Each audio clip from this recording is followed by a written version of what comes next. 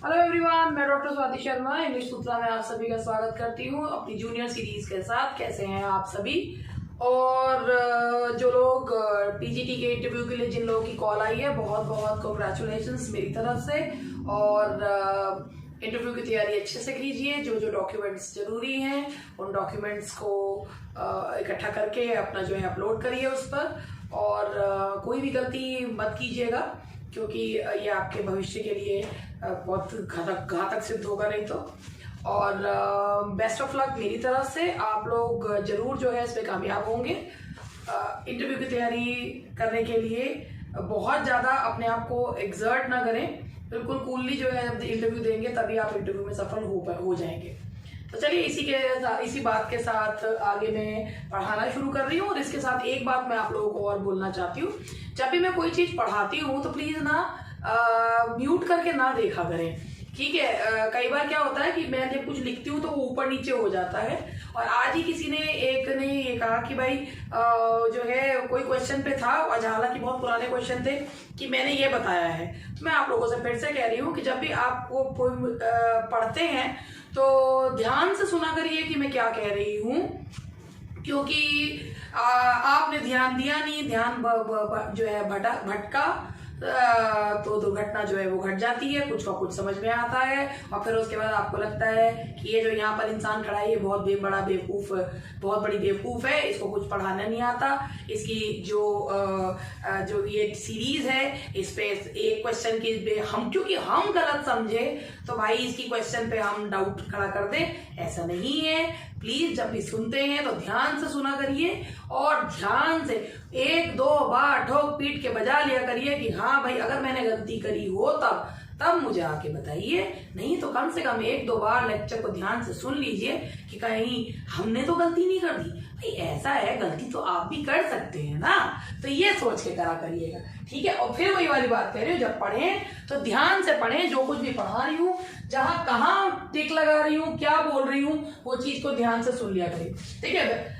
गलती होती है मेरे से तो मैं हमेशा जब भी मुझसे कभी कोई चीज में गलती हो जाती है तो मैं उसे पिन कर देती हूँ, नीचे कमेंट बॉक्स में पिन कर देती हूँ। लेकिन अगर गलती नहीं होती है तो मैं पिन नहीं करती हूँ। तो इसीलिए अगर आप पढ़ते हैं तो ध्यान से सुन लीजिए। चलिए अब ठीक बात करते हैं। टारगेट जूनियर सीरीज 7 और लिटरेचर एंड ग्रामर बोथ। चलिए स्टार्ट करते हैं। लिटरेचर एंड ग्रामर नहीं है, लिटरेचर एंड लैंग्वेज है। A lyrical drama in 4 acts by P.B. Shelley। आज जो मैंने क्वेश्चंस लिए हैं ये रोमांटिक एज और विक्टोरियन एज के मिलाकर लिए हैं। तो A lyrical drama in 4 acts by P.B. Shelley is, और कुछ इसी तरीके का क्वेश्चन था वो। तो भाई पीबी शैले जो कि आप लोग जानते हैं कि रोमांटिक पोएट थे, बहुत ही कम उम्र में इनकी मृत्यु हो गई ड्राउनिंग से, यानी कि डूब के इनकी मृत्यु हुई थी। And he was a younger romantic. और इनको विजन ऑफ जजमेंट में साउदे ने नाम दिया था कि सैटेनिक स्कूल को ये लोग बिलोंग किया करते थे, ऐसा उन्होंने दिया था। और बायरन ने इसका जो है रिवोल्ट करते हुए द विजन ऑफ जजमेंट में उन्होंने उनको के ऊपर प्रहार किया था। तो ये लिरिकल ड्रामा इन 4 एक्ट्स जो शैले के द्वारा लिखा हुआ है वो कौन सा है? That is Prometheus Unbound. Prometheus जिसके ऊपर जो ह्यूमंस को आग चुरा के दे देता है, जिस वजह से उसे पनिश होना पड़ता है। तो Prometheus Unbound by Shelley is a lyrical drama in 4 acts. Now the next question is, plain living and high thinking has become an oft quoted maxim, identify the author। जैसे अगर आप लोगों ने इसी तरीके की चीजें पढ़े, poet is a man speaking to man, the language of poetry should be simple. जो ये लाइंस हैं ये किसके द्वारा कही गई है? विलियम वर्ड्सवर्थ के द्वारा। तो ये जो plane living and high thinking का जो कॉन्सेप्ट है वो किसके पोएम्स में हमें देखने को मिलता है? William Wordsworth. The theme of Wordsworth's Immortality Ode was anticipated by Henry Vaughan। ये वर्ड्सवर्थ की जो पोयम है, एक इस पोयम में जिसमें उन्होंने अपनी फिलॉसफी जो बताई है, वो पोयम की आइडिया कहाँ से लिया गया था? एक्चुअली इस पोयम का idea, odd on intimations of immortality का आइडिया जो है लिया गया था हेनरी वॉगन के द रिट्रीट से। द रिट्रीट पोयम से इसका आइडिया लिया गया था। The title of a long romantic poem which is partly an imitation of Milton is, किस पोएट की पोयम में मिल्टन की मिल्टोनिक सिमिलीज मिल्टोनिक बहुत ज्यादा मिल्टन को देखने को मिलता है, तो मिल्टन का प्रभाव देखने को मिलता है। ये है कीट्स की हाइपीरियन पोयम में हमें Hyperion the fall of Hyperion, ये इसमें हमें ये दो अधूरी पोयम है कीट्स की। कीट्स को भी बाद में लिख के ये लगा था कि बहुत ज्यादा ये पैराडाइज लॉस्ट से प्रभावित है, तो उन्होंने इसे बीच में ही छोड़ दिया था। The word beaded bubbles winking at the brim, अगर आप ये देखें beaded bubbles winking at the brim, ये लाइन्स हमें किस में देखने को मिलती हैं? तो ये लाइन्स हमें देखने को मिलती हैं ओड टू नाइटिंगेल, जो कि कीट्स की बहुत ही प्यारी सी पोयम है, जिसमें उन्होंने विंगेड ड्रायड कहा है नाइटिंगेल को। और नाइटिंगेल जो है ये जो पोयम है, Keats was known for his sensuousness, कि उनको जो है मतलब आप जब उनकी पोएम्स को पढ़ते हैं तो बिल्कुल ऐसा लगता है कि जैसे देख भी रहे हैं, सुन भी रहे हैं। तो ये winking beaded bubbles winking at the brim, ये लाइन्स हमें देखने को मिलती हैं ओड टू नाइटिंगेल में। Mount Abora is featured in, Mount Abora जो आया है वो किस में देखने को मिलता है? ये कॉलरिज की पोयम कुबला खान में देखने को मिलता है। Who wrote, ये क्वेश्चन गलत है, ये who wrote France an ode, a poem rejected the French revolutionary ideas। France an ode जो लिखा गया है, that is written by Coleridge जिन्होंने, ये कीट्स नहीं है, कॉलरिज है यार, ये भी मैं कंफ्यूज मेरे उसे, ये कॉलरिज ने लिखी है पोयम और फ्रांस एंड ओड, और की उन्होंने एक जब फ्रेंच रेवोल्यूशन हुआ था 1789 में, तो उस रेवोल्यूशन की जो छींटे थे वो केवल वो या उस के सीड्स जो थे वो वहीं तक नहीं सीमित रहे थे, बल्कि वो दूर दराज तक फैले थे, और in not only in France but also in England. और इंग्लैंड के कवि भी उससे काफी ज्यादा प्रभावित हुए थे, जैसे जो एल्डर रोमांटिक्स थे, वर्ड्सवर्थ, कॉलरिज, ये बहुत ज्यादा प्रभावित थे। वर्ड्सवर्थ ने तो उससे प्रभावित होके जो है फ्रेंच रेवोल्यूशन पे ये लाइंस भी लिखी थी, bliss was it that dawn to be alive. और कॉलरिज ने एक पोयम लिखी थी फ्रांस एंड ओड। कॉलरिज ने एक सोसाइटी भी स्थापित करी थी पेंटिसोक्रेसी की, तो ये पोयम फ्रांस एंड ओड लिखी है किसने? कॉलरिज ने। P.V. Shelley's father-in-law William Godwin was the first exponent of a political doctrine। William Godwin जिन्होंने बुक लिखी है पॉलिटिकल जस्टिस, ये बुक जो है इससे प्रभावित होकर शेले ने लिखी थी क्वीन मैप में झलक पॉलिटिकल जस्टिस की देखने को मिलती है। शेले की पूरी लाइफ पे काफी ज्यादा इन्फ्लुएंस था विलियम गॉडविन का। इसके अलावा विलियम वर्ड्सवर्थ भी बहुत ज्यादा इन्फ्लुएंस थे विलियम गॉडविन से। और ये कौन सी चीज के एक्सपोनेंट थे? ये माना करते थे अनार्की, अराजकता। ये किसके ये फेवर में थे? अनार्किज्म के फेवर में थे। The poet was married first to Harriet Westbrook and then to Mary Godwin। ये थे शेले और कोई नहीं थे। शेले ने सबसे पहले अपने सोशल स्टेटस से बहुत नीचे हैरियट वेस्टब्रुक से शादी करी, क्योंकि उसके अंदर सुसाइडल टेंडेंसी थी। तो हैरियट को उसकी सुसाइडल टेंडेंसी से बचाने के लिए शेले ने उनसे शादी करी, मगर ये शादी बहुत कामयाब नहीं थी, because शेले did not believe in traditional marriage. He propagated bigamy and he was in relationship with many women. That's why ये शादी कुछ लंबे समय तक नहीं चली। उसके बाद उन्होंने अपने ही पॉलिटिकल गुरु विलियम गॉडविन की बेटी मैरी गॉडविन से शादी करी, वो भी भाग कर। तो ये होती है, दैट इज, ये किसने कहा? ये शादी करी है शेले ने। He wrote the poem Sohrab and Rustam. He described a fellow poet as a beautiful and ineffectual angel, beating in the void his luminous wings in vain। ये किसने कहा है? सोहराब एंड रुस्तम किसने लिखी है? किसने शेले को जो है एक ब्यूटीफुल एंड इनइफेक्चुअल एंजल कहा है? तो ये और कोई नहीं है, ये मैथ्यू आर्नल्ड है, the most pessimistic poet of Victorian age. God is in his heaven, all is right with the world, ये फेमस लाइन्स हैं ब्राउनिंग की। और ब्राउनिंग की कौन सी पोएम में देखने को मिलती हैं? Pippa Passes. Browning was die hard optimistic. Browning बहुत ऑप्टिमिस्टिक थे। ब्राउनिंग ड्रामेटिक मोनोलॉग्स के चैंपियन थे। और God is in his heaven, all is right with the world, इसी को हार्डी ने अपने नॉवल में यूज किया है। God is not in his heaven and everything is wrong with the world and nothing is right with the world. In Browning's poem Prospice, Prospice means, Browning ने poem लिखी है प्रोस्पीस। प्रोस्पीस का मतलब होता है लुक फॉरवर्ड, आगे की ओर देख। The title of Thackeray's novel Vanity Fair is taken from, Thackeray की जो नॉवल है वैनिटी फेयर, इसका टाइटल लिया गया है जॉन बनियन की पिलग्रिम्स प्रोग्रेस में, जिसमें उन्होंने ये दिखाया है कि जब क्रिश्चियन जो है वो अपनी यात्रा पे जा रहा है तो रास्ते में उसे एक वैनिटी फेयर जो है मिलता है, जिसकी चकाचौंध में आम लोग लुप्त हो जाते हैं, खो जाते हैं। तो ये है Bunyan's Pilgrim Progress. The title of Thackeray's novel Vanity Fair has been taken from Bunyan's The Pilgrim Progress. In which of Hardy's novels the scene of wife's auction takes place? Hardy का novel है The Mayor of Casterbridge, जिसमें हैंचर्ड अपनी wife सूजन को न्यूसन को बेच देता है, और जब वो नशे की हालत में, और जब वो सोकर जागता है तो उसे एहसास होता है और वो कुछ सालों तक शराब को ना छूने की कसम खाता है। हार्डी के नॉवेल्स में चांस एक बहुत ही मेजर पार्ट प्ले करता है। हार्डी एक पेसिमिस्टिक राइटर थे।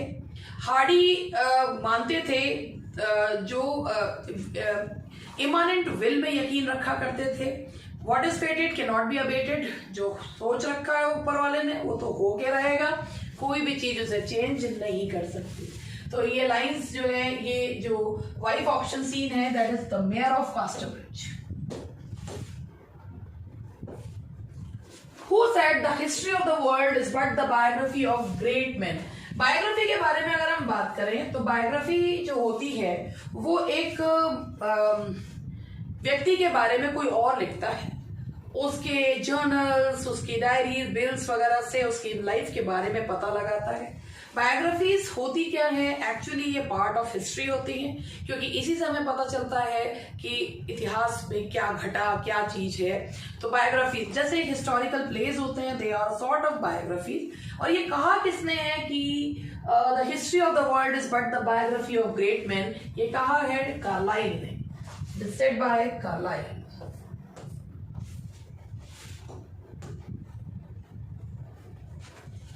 Which work of Arnold is considered as Victorian wasteland? Wasteland में जब आया था तो वेस्टलैंड एक मॉडर्न डिसइल्यूजनमेंट दिखाता है वर्ल्ड वॉर 1 के बाद का, कि लोग जो है वो उनका भ्रम टूट गया है, कि उनका अच्छाई, ह्यूमैनिटी पर से विश्वास उठ गया है। अगर हम डबल बीच पढ़ते हैं तो उसमें उन्होंने दिखाया है कि तर्क और जो लोगों के जो पुरानी विचारधारा थी उसके बीच में जो कॉन्फ्लिक्ट है उसे दिखाया गया है डबल बीच में। The sea was once full of tide, कि एक बार ये जो सी था, sea of faith was in full tide, कि ये जो विश्वास का सागर था ये पूर्ण रूप से भरा हुआ था, लेकिन आज ये पीछे की ओर जा रहा है। तो वो जो है उसमें बताया गया है कि जब लोगों के पास विश्वास नहीं होता तो वो बिल्कुल ऐसे ही लड़ते हैं कि जैसे अंधेरे में आर्मीज अपनी ही लोगों के साथ क्लैश कर रहे हो। तो डबल बीच भी डिसइल्यूजनमेंट की पोएम मानी जा सकती है, इसीलिए इसे कहा जाता है modern Westland.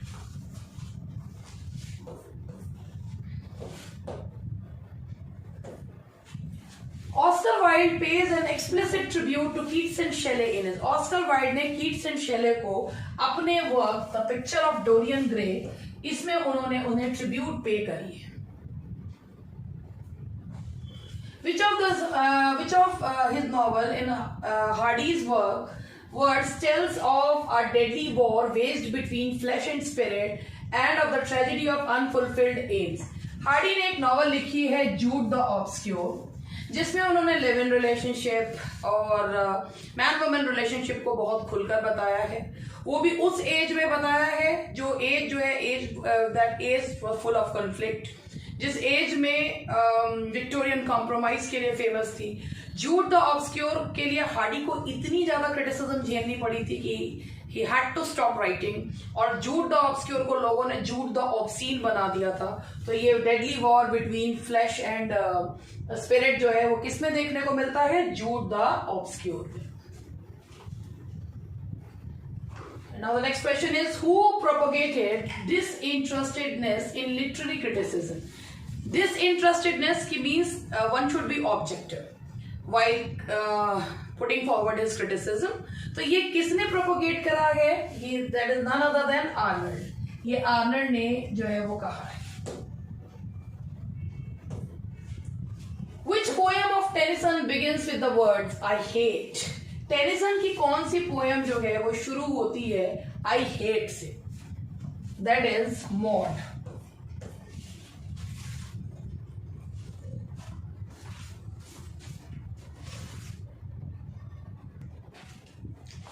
And now the next question is, ये तो मैंने आपको बता दिया टेनिसन की पोएम मॉड जो है वो आई हेट से शुरू होती है। ये टेनिसन की पसंदीदा पोएम्स में से एक थी मॉड। हालांकि उस जो टेनिसन के उस समय के कंटेम्प्रेरीज थे और जो और लोग थे उन्हें ये पोएम बिल्कुल भी पसंद नहीं आई थी।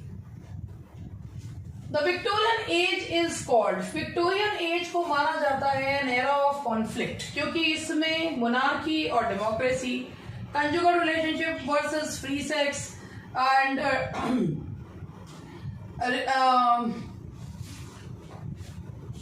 रिलीजन वर्सेस रेशनैलिटी, इन सब के बीच में कॉन्फ्लिक्ट था। इसीलिए इस एज को कहा जाता है N era of conflict. Conflict का एक बहुत बड़ा रीजन था the origin of species by Charles Darwin. Charles Darwin की जो किताब आई थी ओरिजिन ऑफ स्पीशीज, उसने तो लोगों के दिमाग में बहुत ही ज्यादा कॉन्फ्लिक्ट क्रिएट कर दिया था। People got to know that they are not the epitome of God, they have not been created by God himself, they are the part of atom, they are made from atoms and cells। तो ये चीज लोगों का भ्रम तोड़ने के लिए बहुत थी, तो इसीलिए this age is called an era of conflict. Queen Mary authored by, ये टेनिसन के एक प्ले का नाम है। टेनिसन जितने अच्छे पोएट थे उतने ही खराब ड्रामेटिस्ट माने जाते थे। Thomas Hardy wrote the novel Desperate Remedies. Thomas Hardy ने पहले लिखा था द ओल्ड मैन, जो एक हार्डी ने नॉवल लिखा था। डेस्परेट रेमेडीज जो लिखा था वो किसके कहने पे लिखा था? डेस्परेट रेमेडीज हार्डी ने कहने पे लिखा था जॉर्ज मेरेडिथ के। जॉर्ज मेरेडिथ के कहने पर हार्डी ने नॉवल लिखा था Desperate Remedies. Rubaiyat of Omar Khayyam is a words of the Persian translated by। Rubaiyat of Omar Khayyam is a words of the Persian by translated by, ये translated words of the Persian translated by। रुबायत जो कि उमर खयाम की उसे translate किसने करा है? तो ये ट्रांसलेट करा है एडवर्ड फिजरॉल्ड ने। रुबायत को ट्रांसलेट करा है एडवर्ड फिजरॉल्ड ने। The Seven Lamps of Architecture is a fundamental work by, Seven Lamps of Architecture fundamental work है जॉन रस्किन का, the Victorian writer John Ruskin. तो ये तो हुए आपके क्वेश्चन लिटरेचर के। Now let's take some question of language. The study of meaning in a language is known as, भाई जब किसी लैंग्वेज में शब्दों का ओरिजिन कैसे हुआ, शब्द कैसे बने, how do we study this, और इस स्टडी को कहते क्या है? इस स्टडी को कहा जाता है semantics. The origin, the study of meaning in a language is known as semantics. The major objective of teaching English at primary level is, अगर इंग्लिश को प्राइमरी लेवल पे पढ़ाया जा रहा है तो उसका रीजन क्या है? क्या उसका रीजन स्टूडेंट्स को अंग्रेजों की तरह बोलना सिखाना है, या गुड मार्क्स लेकर आना है? होते तो वैसे यही है, लेकिन नोइंग या ग्रामर को अच्छे से सिखाना है? नहीं, जो मेन ऑब्जेक्टिव है कि मतलब इंग्लिश सिखाने का मेन मोटिव यह है कि students should be able to use English in different situations. ये है वाकई का जो उसका पर्पस है। तो using English in different situations of life, that is the primary objective of teaching English at primary level. For English as a second language, acquisition poor environment is one. अगर English एक second language के रूप में पढ़ाई जा रही है तो एक्विजिशन पुअर एनवायरनमेंट की कहां पर लर्निंग, कहां पर ग्रैस्प नहीं कर पाते, जहां पर Hindi as a lingua franca use की जाती है कॉमन टू ऑल, या इंग्लिश लैंग्वेज सिर्फ क्लासरूम में यूज की जाती है, English not spoken at home at all, नहीं, इन सब चीजों का नहीं है। Access to English learning material is unavailable. अगर इंग्लिश लर्निंग मटेरियल स्टूडेंट्स को अवेलेबल ही नहीं है तो जो है they will not be able to acquire language, वो बच्चे लैंग्वेज को अक्वायर कर ही नहीं पाएंगे क्योंकि वो ग्रैस्प ही नहीं करेंगे, और ग्रैस्प करेंगे तो वो उनकी मेमोरी में बहुत देर तक रहेगा ही नहीं। तो access to English learning material is unavailable to students. Second language acquisition is more effective when it, second language acquisition तब ज्यादा इफेक्टिव होता है when it is used as a basis for discussing grammatical concepts। क्या जब हम इससे grammatical, देखिए बोलने का ग्रामर से कहीं कोई ऐसा लेना देना नहीं होता। Those who do not have command over grammar but they have very good communication skills, तो ग्रामर का, कम्युनिकेशन स्किल्स का या लैंग्वेज का इससे कोई लेना देना नहीं है। बहुत से लोग हिंदी बहुत अच्छी बोलते हैं, लेकिन इसका मतलब ये नहीं है कि उनको हिंदी ग्रामर भी हिंदी की व्याकरण भी बहुत अच्छे से आती है, या संधि समास एंड ऑल दैट बहुत अच्छे से कर लेते हैं, ये कोई जरूरी नहीं है। तो भाषा और ग्रामर दो अलग अलग चीज हो जाती है। Involves periodic revision work by the teacher and students, कि भाई मतलब अंतराल पे उसे रिवीजन करते रहते हैं। Involves mostly self study bye students using certain guidelines. Second language कब इफेक्टिव होती है? जब बच्चे जो हैं उसे फेमिलियर सिचुएशन में जानते हैं कि लैंग्वेज को कैसे यूज करना है, कौन से शब्द को कहाँ यूज करना है, कैसे चीजों को यूज करना है, तब वो जो है बनती है, तभी लैंग्वेज एक्विजिशन हेल्पफुल होता है, लैंग्वेज एक्विजिशन मोर इफेक्टिव होता है। The bottom up model of curriculum is one. Bottom up model का मतलब होता है कि जब करिकुलम जो है वो स्टूडेंट्स को अपने हिसाब से पढ़ने देता है। आप ऐसे मानिए, एक होता है टॉप टू बॉटम अप्रोच और एक होती है bottom up approach. Top to bottom up approach का मतलब होता है मैक्रो, जिसमें रीडिंग, राइटिंग, स्पीकिंग सभी चीजों को एक साथ लिया जाता है। लेकिन बॉटम अप अप्रोच का मतलब होता है कि अगर इंग्लिश बोलनी सीखनी है तो वॉल्स पे, कॉन्सोनेंट्स पे, फिनीम्स पे, साउंड पे, फोनेटिक्स पे ध्यान देके, यानी एक एक यूनिट को छोड़ दे। जो जिस तरीके से ग्रैस्प कर रहा है फिर उसे माइक्रो यूनिट्स में तोड़कर तब उसको जो है समझा जाए, तब दूसरे मॉड्यूल पे बढ़ा जाए।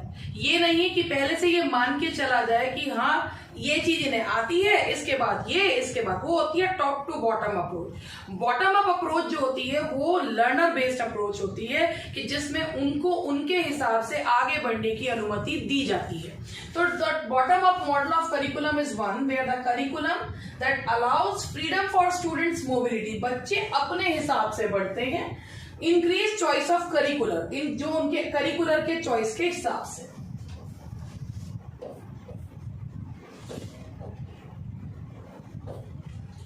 When language is learnt without practice, जब लैंग्वेज जो है उसमें हमें आवश्यकता से ज्यादा दम नहीं लगाना पड़ता सीखने के लिए। ये नहीं कि सीखनी ही है, वो आराम से आती चलती है। When you enjoy, and when you enjoy something, you acquire that thing, and when you don't enjoy, you just learn that thing. So there is a basic difference between. अगर आपको कोई गाना पसंद आ रहा है, आप खुद सोचिए, अगर आपको कोई गाना पसंद आ रहा है तो उसके लिरिक्स खुद ब खुद जबान पे चढ़ जाते हैं। और अगर आप जबरदस्ती सिर्फ इंग्लिश बोलने के लिए अगर इंग्लिश का गाना सुनेंगे तो भूलेंगे, फिर करेंगे, तो वो है लर्निंग, लेकिन सीख जाएंगे, दैट इज लर्निंग। और जब वो अपने आप एंजॉय करते हुए आप उसको माहौल से एक्वायर कर लेते हैं तो उसे कहा जाता है acquisition, that is acquisition. Language is one of the most important and characteristic forms of human behavior. It is the statement of, ये किसने कहा है कि लैंग्वेज जो है वो ह्यूमन बिहेवियर का सबसे इंपॉर्टेंट पहलू है। ये कहा गया है ग्लीसन के द्वारा। It is said by Gleason. Is prerequisite.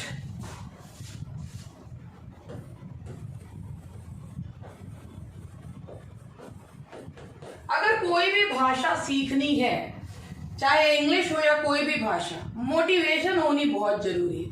अगर मोटिवेशन ही नहीं है तो आप नहीं सीखेंगे। आप साधारण सी चीज लीजिए, अगर आप कोई काम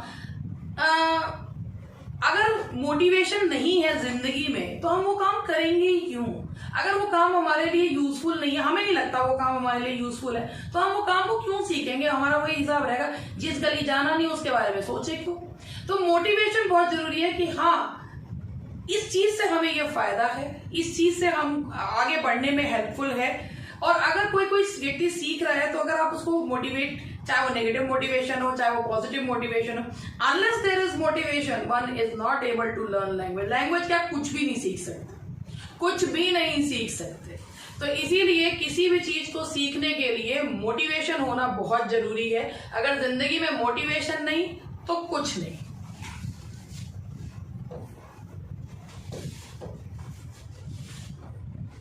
English in India is a language used. भाई इंग्लिश इंडिया में क्यों यूज की जाती है? फॉर वाइडर कम्युनिकेशन, बिल्कुल सही बात है। हमारे ही देश में हर 4 कदम पर भाषा बदल जाती है। तो और अगर हम ये तो जो बेल्ट है ये इंग्लिश हिंदी स्पीकिंग बेल्ट है, but if you go to south and other जो स्टेट्स में जहां पर हिंदी बहुत कम बोली जाती है, तो जो ओनली तारणहार इज इंग्लिश। तो इंग्लिश ही जो है हमें उस सिचुएशन में बचाती है। तो वो वाइडर कम्युनिकेशन प्रेस्टीज सिंबल ये तो है ही।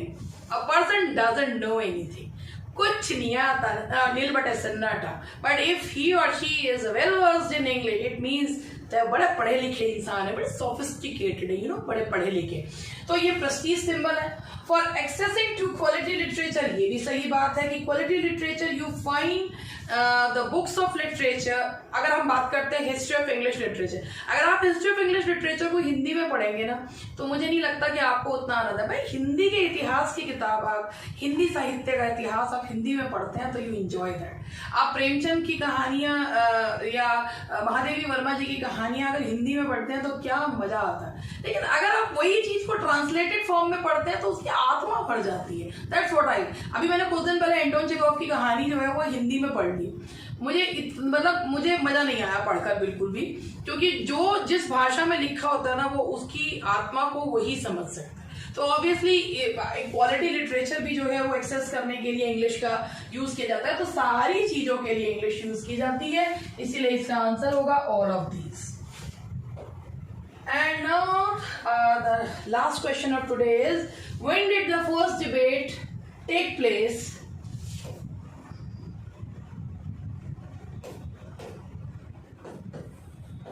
When did the first debate take place regarding the teaching of English in Indian schools? Indian schools में debate जो है कब शुरू हुई थी? 1835। That's all for today। आज के लिए इतना ही, मिलते हैं कल। Bye bye.